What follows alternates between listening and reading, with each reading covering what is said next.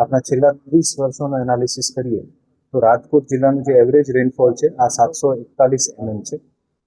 રાજકોટ જિલ્લામાં ગઈકાલ સુધી 160 mm અને ગઈકાલે 3.27 mm સરેરાશ, આમ કરીને કુલ 163 mm ની વરસાદ અત્યાર સુધીમાં થઈ છે અને આ છેલ્લા 30 વર્ષની સરેરાશમાં 22% જેવું થાય છે.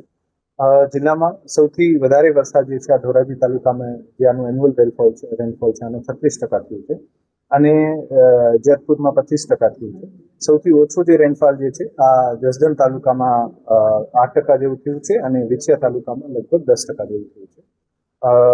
જિલ્લા વહીવટીતંત્ર દ્વારા ડિઝાસ્ટરના ભાગરૂપે તમામ મામલતદાર કચેરી, પ્રાંત કચેરી અને ફિલ્ડ ઓફિસર્સને ચોક્કસપણે મોનિટરિંગ કરવા માટે જણાવવામાં આવ્યું છે. આગામી 3 દિવસ સુધી રાજ્યના વિભિન્ન હિસ્સાઓમાં, ખાસ કરીને સાઉથ ગુજરાતમાં ફ્લેશ ફ્લડની પણ આગાહી કરવામાં આવી છે.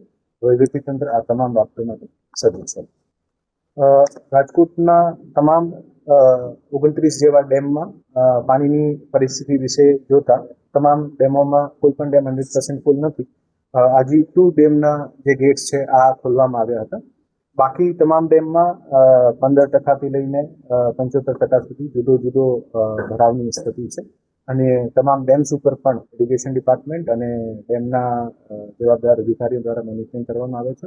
જ્યારે પણ જરૂર પડશે ત્યારે દરવાજા ખોલવાના હોય, નીચાણવાળા વિસ્તારમાં જે રહેતા રહીશોને જાણકારી કરવાની હોય તથા તંત્ર દ્વારા જે પણ ડિઝાસ્ટરના ભાગરૂપે કામગીરી કરવાની હોય આ તમામ માટે પગલાં લેવામાં આવી રહ્યા છે.